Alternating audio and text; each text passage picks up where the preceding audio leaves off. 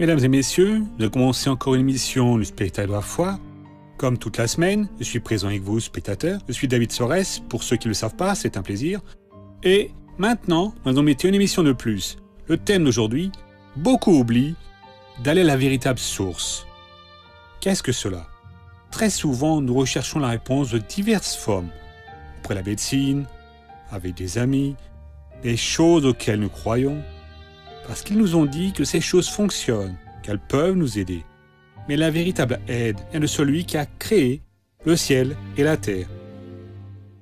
Oui, la véritable aide vient du Christ. Je demande comment le Christ peut nous aider. Il nous aide avec sa parole à lui. Jésus-Christ, quand il est vivant, a dit la chose suivante. Si vous croyez en moi, vous allez faire les mêmes œuvres que moi j'ai fait. De plus, d'autres feront des œuvres plus grandes, parce que je vais au Père. Ou soit, quand j'accepte que le Christ est vivant, et que je le reçois dans mon cœur, confessant avec mes lèvres qu'il est le Seigneur de ma vie, il commence à mouler la façon dont je travaille, dont je pense, dont j'agis. Pourquoi est-ce qu'il fait cela? Parce qu'il veut que je revienne à être tout ce que Dieu a prémédité que je sois, à l'image et ressemblance de Dieu. Et seulement le Christ, qui est à l'image, la propre ressemblance du Dieu vivant, peut nous enseigner ces choses. Ainsi le secret c'est, nous ne devons pas oublier d'aller jusqu'à Jésus, d'aller à la parole de Dieu. Vous pouvez être sûr, le futur que Dieu écrit pour vous, spectateurs, est vraiment brillant. On commence maintenant le spectacle à la foi. Tout à la fin, je reviens au nom de Jésus. Mes très chers amis, quand nous sommes dans la maison de Dieu comme aujourd'hui, nous devons être bien réveillés avec beaucoup d'attention parce que l'Esprit de Dieu doit nous donner ce pain qui va nous donner la force pour que nous reportions les batailles d'aujourd'hui, même si elles sont petites, faibles ou même qu'elles soient très fortes, ou que depuis très longtemps, elles nous font ployer, apparemment nous détruisant. Ainsi, comme Dieu ne peut être détruit, toutes ces personnes qui ont le Seigneur en elles ne se courberont jamais, ne seront jamais rendues honteuses et ne perdront pas la bataille. Vous avez déjà entendu parler de chrétiens qui viennent et sont agités, désespérés. Je ne sais pas ce qui est en train de m'arriver. Il faut que je fasse une pause parce que je ne supporte plus. Vous savez pourquoi ce chrétien est sans repos dans sa vie à lui? Allons à Matthieu au chapitre 11, le verset 28. Nous devons regarder vers tout ce qui nous a été enseigné. Je pense que cette parole a le bon destinataire dans beaucoup de cœurs qui sont ici présents aujourd'hui ou qui me regardent de toutes les régions. Parce que c'est une chose qu'on ne peut pas comprendre. Comment est-ce qu'un chrétien vit ainsi tourmenté, perturbé, sans paix, frappant contre le mur, de mauvaise humeur, répandant mal aux personnes? Qu'est-ce qui est en train d'arriver à ce chrétien? Matthieu 11, verset 28, Jésus a dit ainsi, « Venez à moi, vous tous qui êtes fatigués et chargés, et je vous donnerai le repos. » Et donc le chrétien oublie d'aller à Jésus, il est fatigué. Il est vraiment surchargé, il est opprimé, il est contrarié, il est ennuyé, il est de mauvaise humeur, il sent un désespoir terrible, car la chair en arrive même à trembler, le cœur peut stopper à n'importe quelle heure, cela provoque un problème à l'estomac, ça provoque un problème aux intestins, ça provoque des problèmes dans le système immunologique, mais pourquoi? Parce que le chrétien ne va pas jusqu'à Jésus. Cette parole est pour toutes les personnes, venez à moi. Vous tous, ce n'est pas juste quelques-unes, non. C'est pour le prêcheur qui est à la tête de son travail, c'est pour l'ouvrier qui maintenant est à commencer, c'est pour cette personne qui a accepté Jésus il y a peu de temps. Tous nous sommes fatigués et nous sommes surchargés. Nous devons aller à Jésus. Et ça signifie quoi, aller à Jésus? C'est se soumettre à la parole de Dieu, c'est se courber devant toutes ces révélations que la parole apporte pour nous, tous les commandements de Dieu, tous ils ont en eux des promesses. Le verset 29, à présent, Jésus explique « Prenez sur vous mon joug ». Qu'est-ce que c'est que ça? Soumettez-vous à mon autorité, laissez que je règne sur vous. Placez-vous dans ma parole. Vous avez une autre pensée. Vous voulez faire autre chose, c'est d'accord. Mais soumettez-vous. Si ma volonté est contre, c'est parce que cela n'est pas bon pour vous.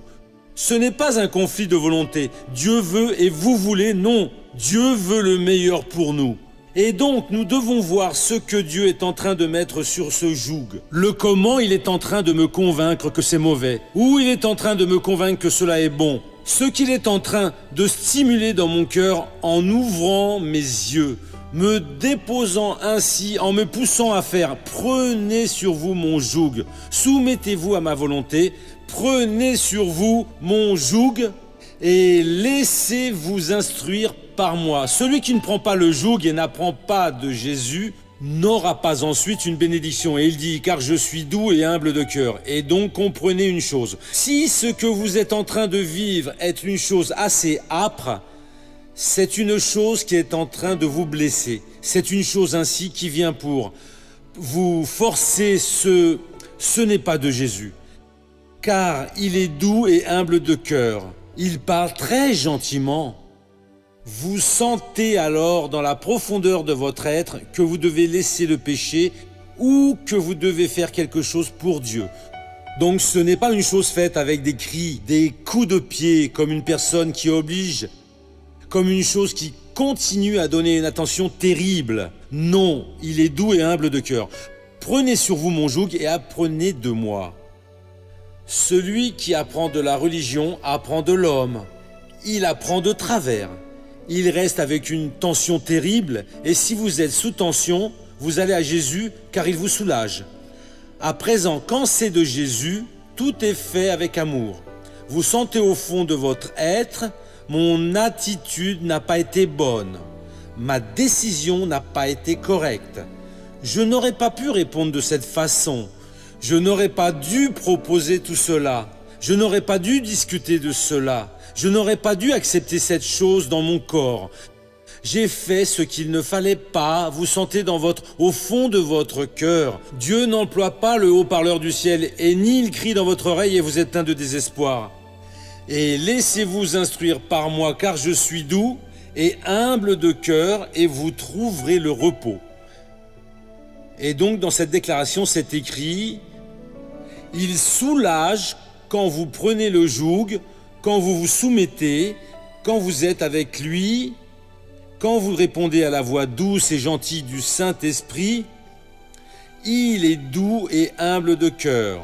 Il n'est pas une personne qui crie sur les autres, il n'est pas une personne désespérée, il n'est pas un patron mauvais, il n'est pas un être qui fait de vous devenir un fou. Non, il n'est pas comme ça, vous sortez de là. Donc allez à Jésus. Jésus, je suis très agité. J'ai besoin que le Seigneur me soulage de cela. À présent, je veux prendre ton joug, ton autorité. Je veux me soumettre à toi. Je veux me présenter devant le Seigneur. Il est doux et humble de cœur. N'oubliez jamais cette parole. Dieu est patient avec vous. Il traite là, dans la profondeur de votre être. Vous avez déjà péché 200 fois et il continue à vous convaincre. Mon fils, ne faites pas ça. Ma fille, ne faites pas cela. Vous sentez alors cette tristesse, cette rage, parce que vous avez cédé à nouveau. Alors vous y allez et parlez avec lui. Jésus, relève-moi. Donne-moi encore une chance. Maintenant, je veux me relever.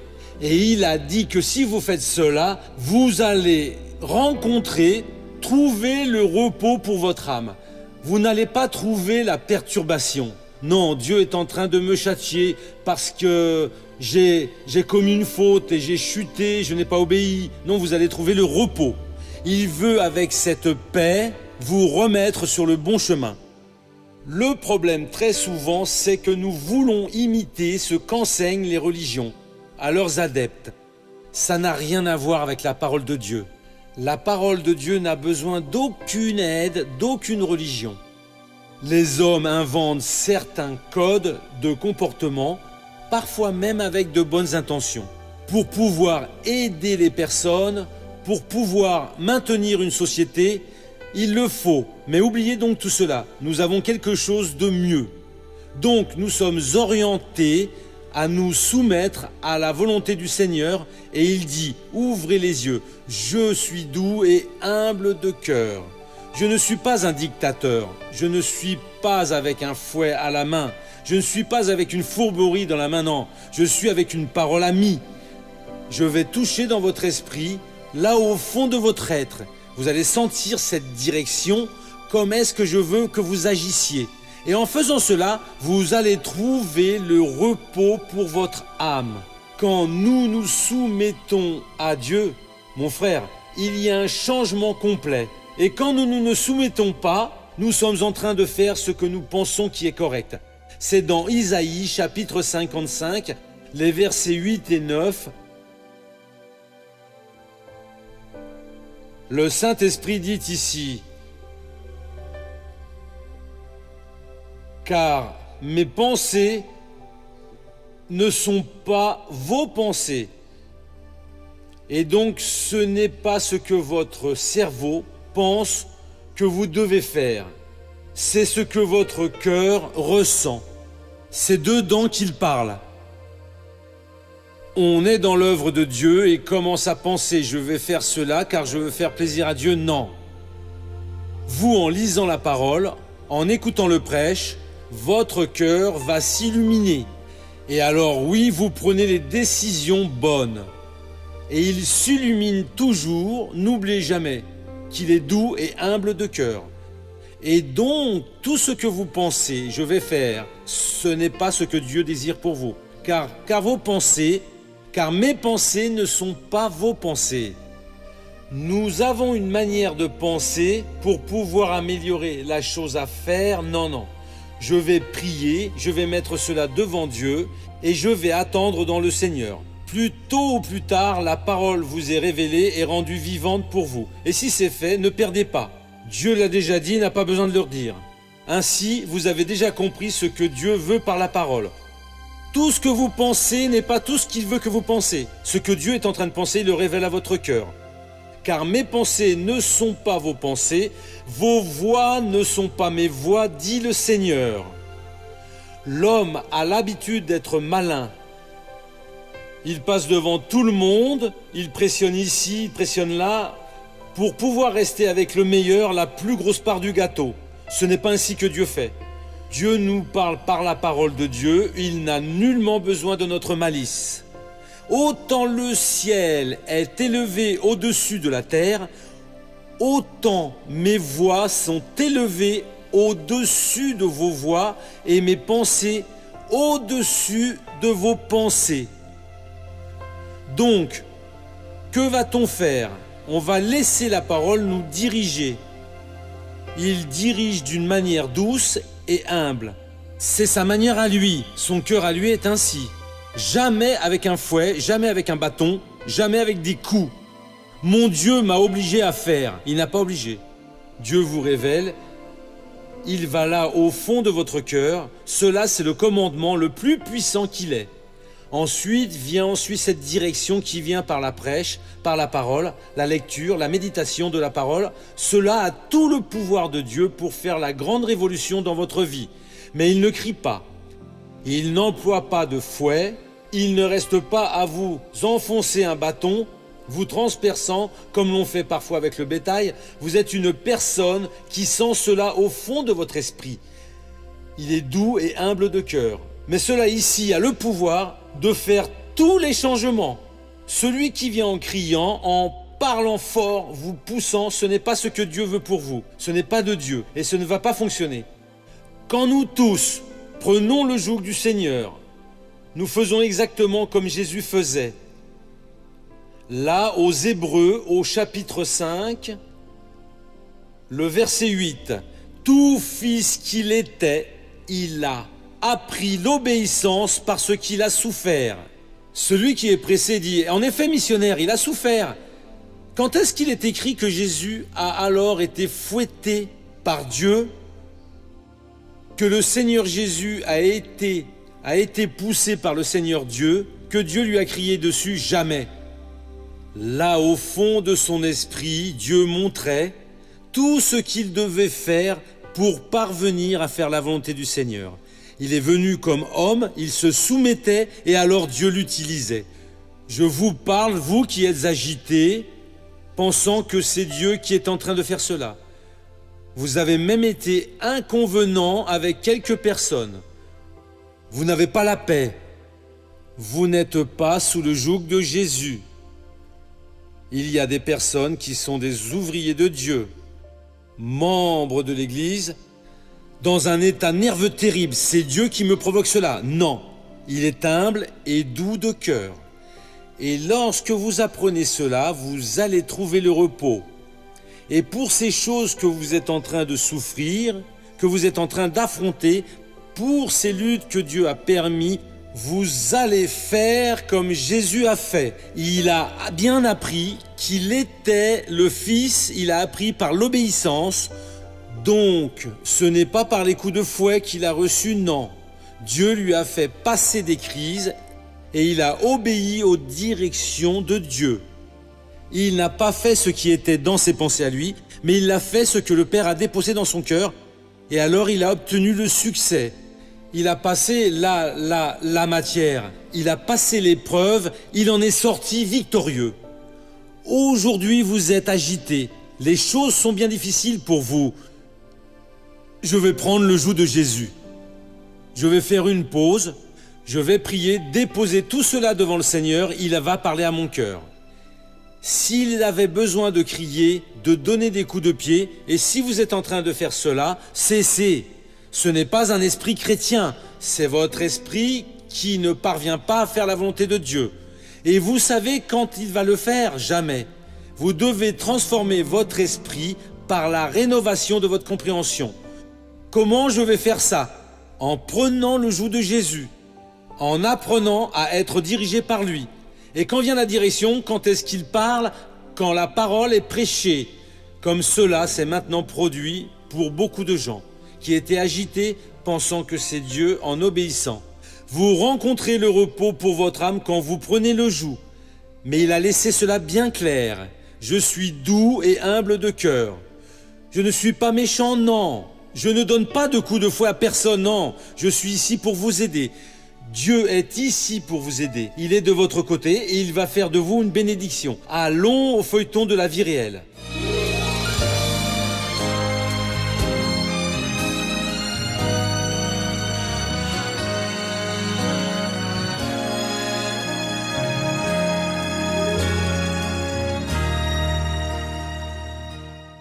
Maria Raimunda était en plein travail quand, soudainement, elle a commencé à se sentir mal. J'ai commencé à sentir de la fatigue, à manquer d'air. Et alors, ça a continué avec une gêne au cerveau et aussi à la poitrine. J'ai commencé à crier. Au secours, aidez-moi. Alors mon patron est venu, et il m'a prise et il m'a emmenée à l'hôpital. De là, je suis allée à la maison et quand j'ai fait les examens et que j'ai pris le résultat, le médecin regardait, il n'y avait rien. Je sentais. Je pouvais sentir que mon cœur était vraiment comme une cocotte minute, quelque chose comme ça. À partir de là, Maria Raimunda décide de chercher l'aide des entités spirituelles pour mettre fin aux perturbations dont elle souffrait. Le marabout a parlé, vous allez devoir faire un travail, parce que si vous ne faites pas ce travail, vous allez mourir. Alors, je sais qu'il m'a fait entrer là dans une chambre, il a fait un travail avec moi, m'a même donné de l'eau spéciale à boire. J'ai bu cette eau spéciale. Après 8 jours cloîtrés dans cette chambre, et soudain, quand j'ai fait les 8 jours, je suis sortie de cette chambre. Je suis sortie pensant que j'allais vraiment bien. À ce moment-là, je chantais plus rien. J'étais ainsi un peu lente, mais c'est pas... Ce symptôme, il avait disparu. Après, comme j'ai plus voulu aller faire de la magie noire, alors je suis rentrée à la maison et le marabout a commencé à me menacer. Si vous ne faites plus de magie, je vais lâcher ce que j'ai pris, ce qui est prisonnier, vous voyez. Il me semble qu'il a vraiment lâché parce que j'ai commencé à sentir une oppression, un manque d'air, j'ai commencé à me sentir fatiguée et je voulais juste rester dans ma maison. Une de mes voisines a même raconté que je devenais folle. Tu deviens folle?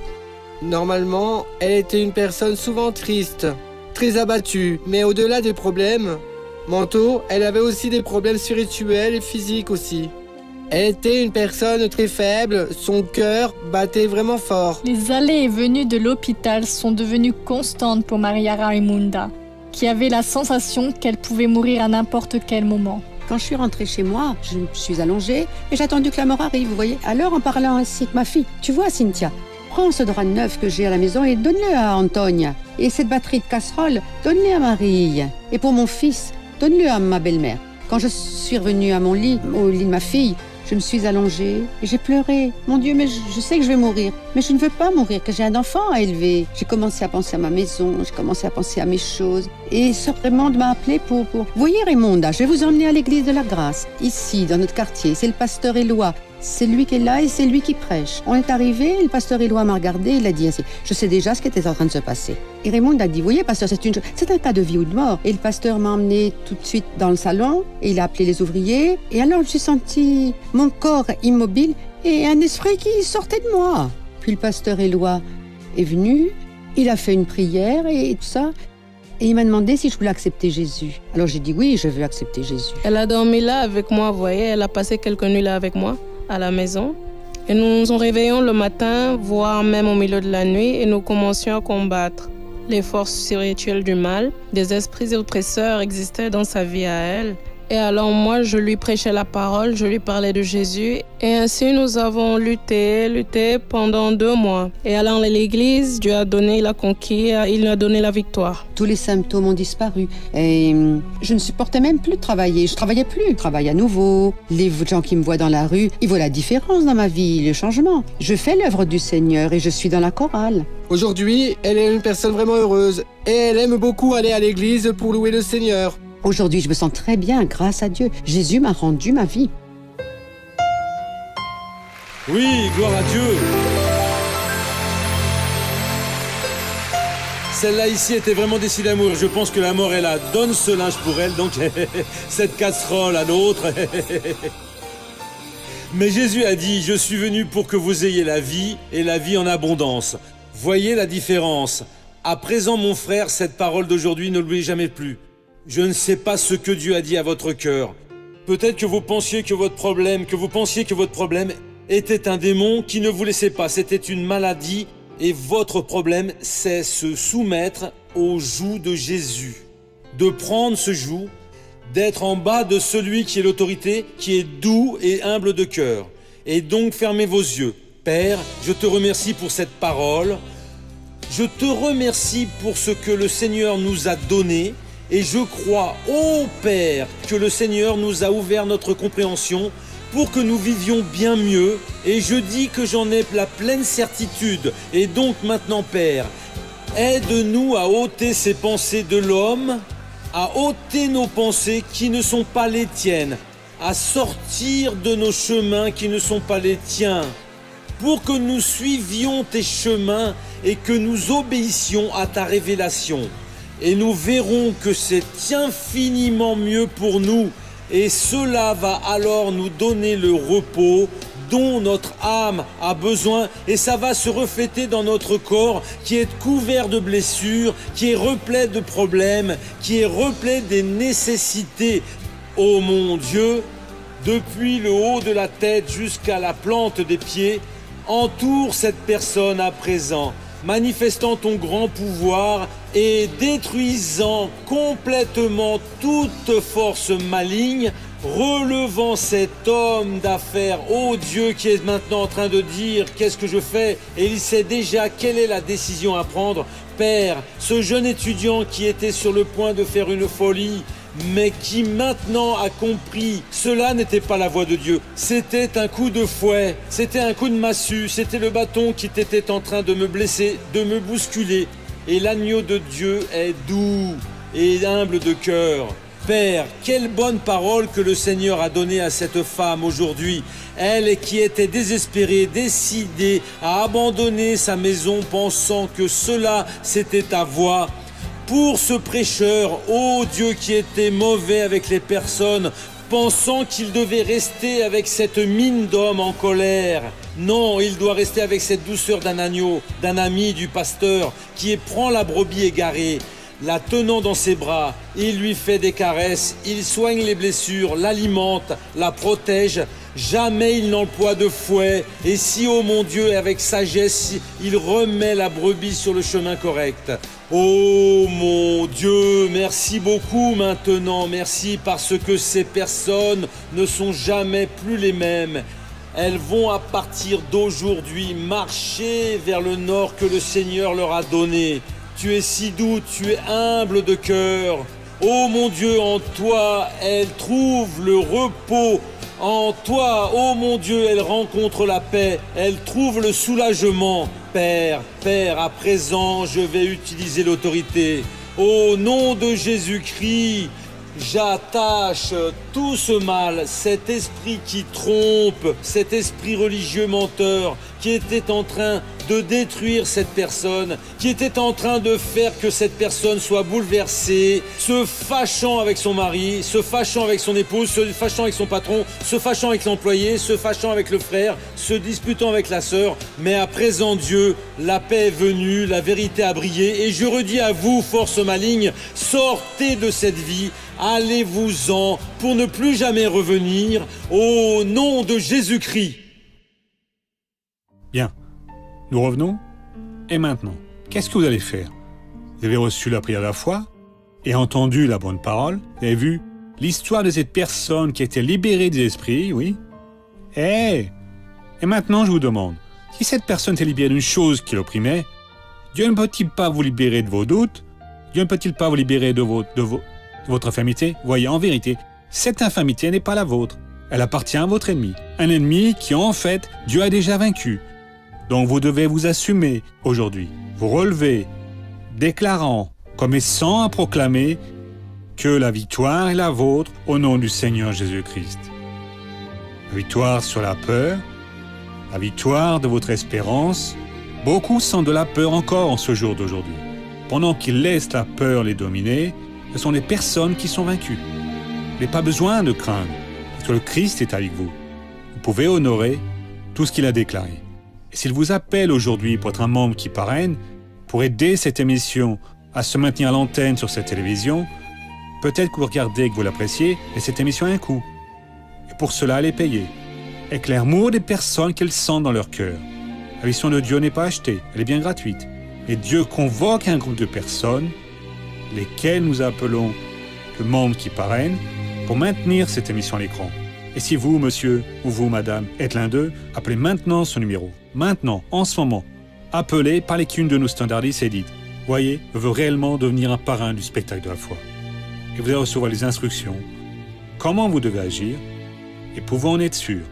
Dieu commence une œuvre, il va vous aider, il va vous donner des instruments, et alors vous allez être bénis au nom du Seigneur Jésus. Tout va bien? Nous sommes arrivés aux secondes finales de cette belle émission. J'ai l'entière certitude que vous allez être grandement bénis, vraiment heureux, parce que Dieu voit le potentiel en vous pour faire la différence. Et celui qui croit en lui, jamais ne sera laissé de côté. Restez tous avec Dieu, et nous revenons à la prochaine opportunité, et à bientôt.